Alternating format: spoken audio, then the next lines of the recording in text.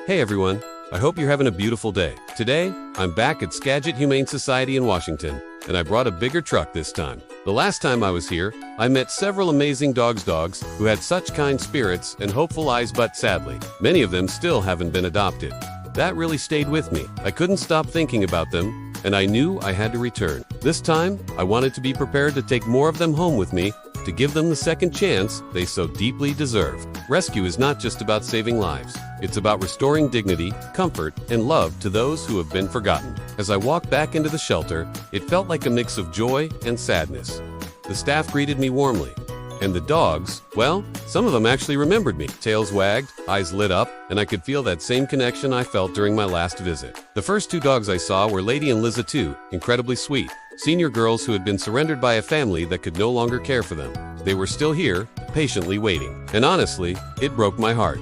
These girls are so bonded, they've clung to each other through everything, finding safety in their connection. I knew in that moment that they were coming with me, no matter what. Lady and Liza's story is one we see far too often. Senior dogs, especially when bonded to another, are frequently overlooked by adopters.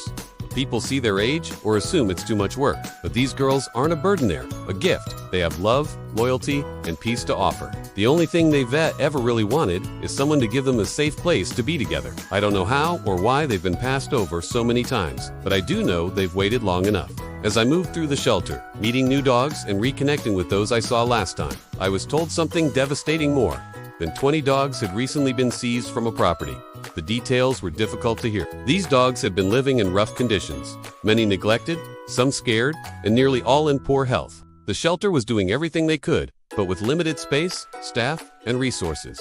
It was an overwhelming task. I knew I had to help. I was taken to meet some of the dogs from the seizure. They were visibly stress-shaking, hiding in the back corners of their kennels, avoiding eye contact. One dog in particular stood out. Her name was Bristol. She reminded me of a small coyote, nervous, skinny, unsure of everything around her. But when I crouched down and spoke gently, something in her softened. She slowly came forward, cautiously sniffing my hand, and I could see it, that tiny spark of trust.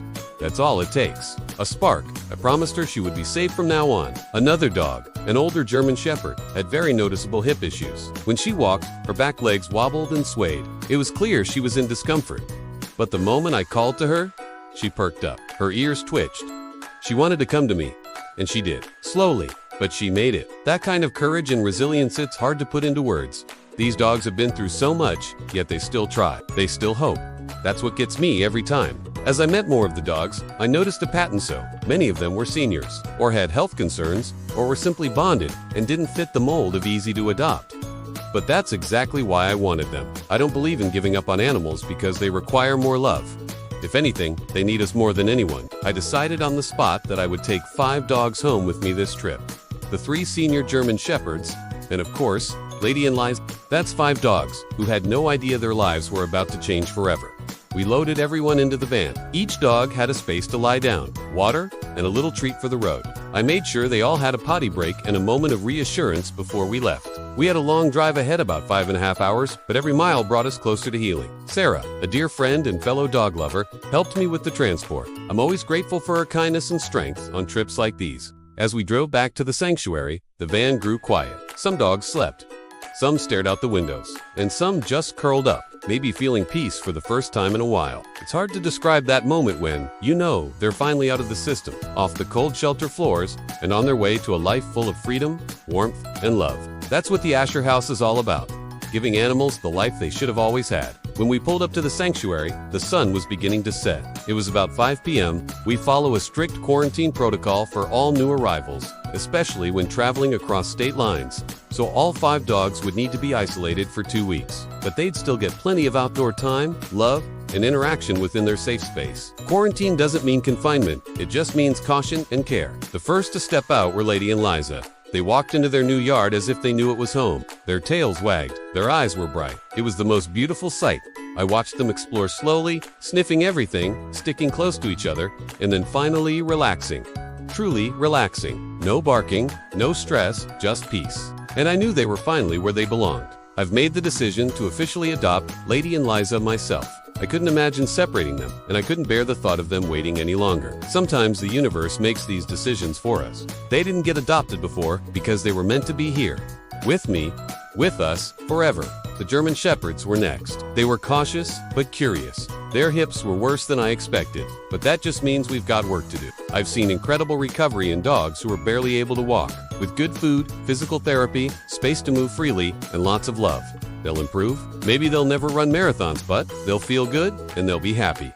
That's the goal. As I sat with the new pack, watching them settle in, I couldn't help but feel grateful. Grateful for this work, for the chance to be a voice for those who can't speak, for the ability to show people that every dog, no matter their age, condition, or background, deserves to be loved. Rescue isn't always flashy. Sometimes it's quiet. It's showing up, it's consistency, it's compassion. To the incredible staff and volunteers at Skagit Humane, thank you for everything you do. You gave these dogs a chance, and you continue to give hope to every animal that walks through your doors. You are heroes, even if you don't always hear it. And to everyone who watches our videos, supports our mission, and shares our stories, thank you. Truly, none of this would be possible without you. If you'd like to help us continue rescuing more dogs like these, the only official place to donate is through our website, www.viasourhouse.com.